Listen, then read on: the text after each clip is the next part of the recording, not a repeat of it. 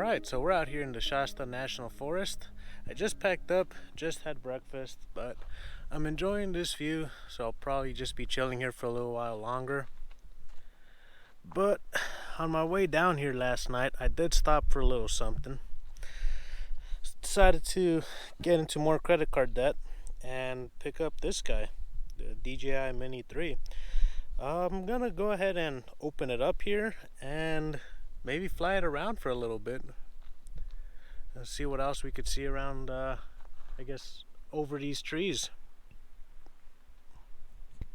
Alright, probably gonna make this guy quick. There's plenty of unboxing videos on this guy already, but let's go ahead and take off this plastic first. I do have a drone. It's actually, or it's a DJI Spark. So it's kind of old. I think it came out back in 2017, which was what, like 5 years ago now. It's pretty good, but it only shoots in 1080p, and I don't know. I feel like something's going on with it that doesn't fly as well as it used to. Like half the time it fails to connect.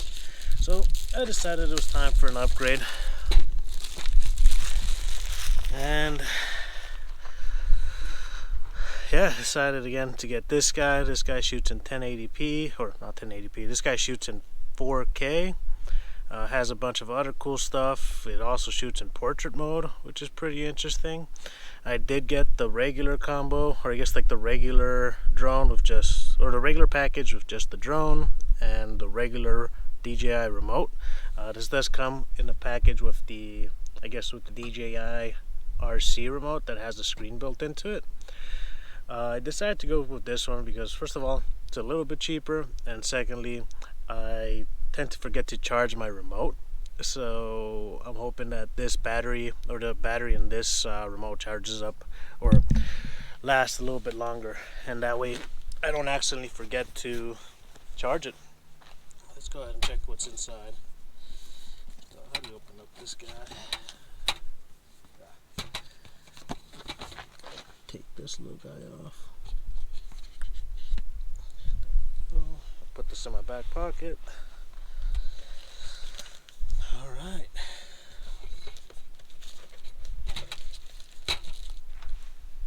Oh, there she is. Nice little package.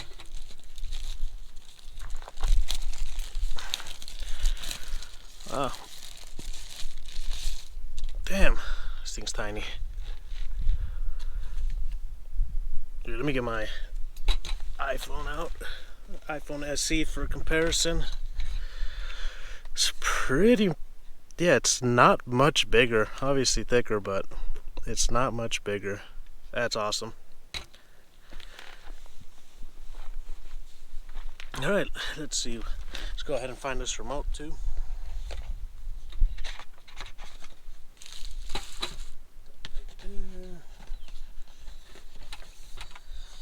Assuming here's all the all the cables,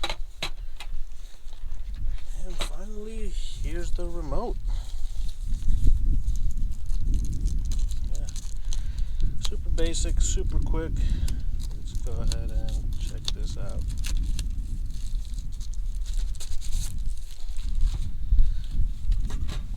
Oop, let me grab that.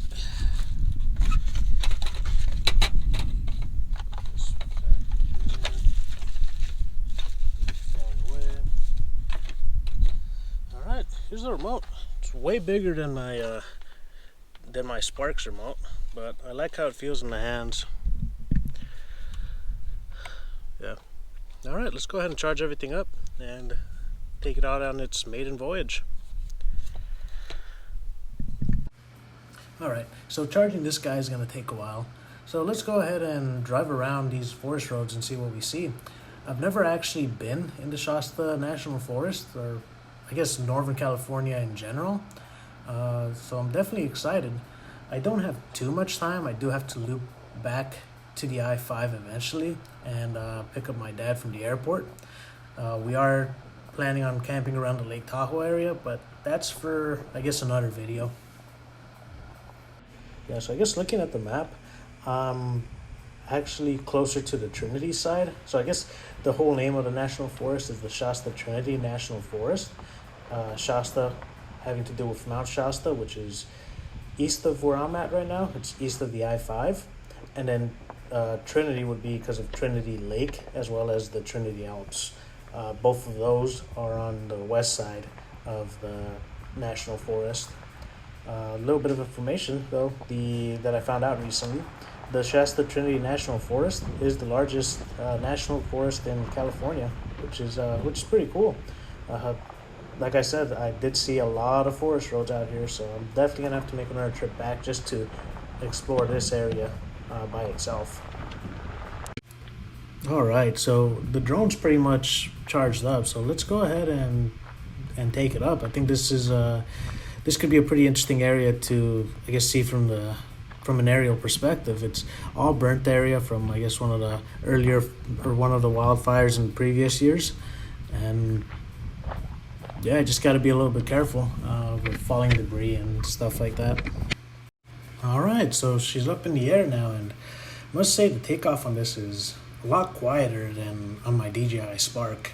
It doesn't sound as much as like a, I guess, angry swarm of bees. But so far, other than that, everything, like controller-wise, feels very similar to the DJI Spark, which I guess is one of the good things about DJI, right? Like you fly one drone and you've flown them all. Now, one thing I did notice is that I did have to download another fly app. I thought I was going to be okay with just the DJI Go 4 app, but I actually had to download the DJI Fly app as well to be able to fly this guy. But I do like the app, and yeah, let's go ahead and try out one of these new features. Right now, I just clicked on the Mastershots button, and what I think it's going to do is it's going to go around and take a series of aerial shots on its own. Let's go ahead and see what the output result ends up being.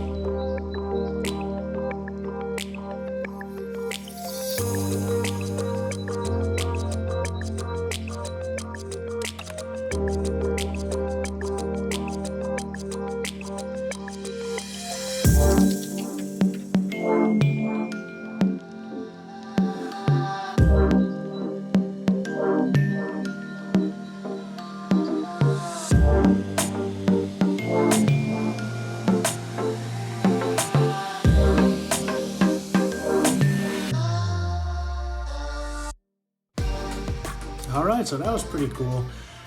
Definitely has a lot of potential, and I'm excited to be using it on more of these trips. One thing is, I do have to do an update on the drone itself to get active track. That's one of the things I was hoping it would come with out of the box, but that's fine. I just got to get to a place with data so I can actually download the update. But other than that, it's time to head back to the I-5. Gotta go pick up my dad. I'm definitely thinking about coming back soon to the Shasta-Trinity National Forest. But other than that, thanks for watching. Feel free to subscribe and check out what happens next.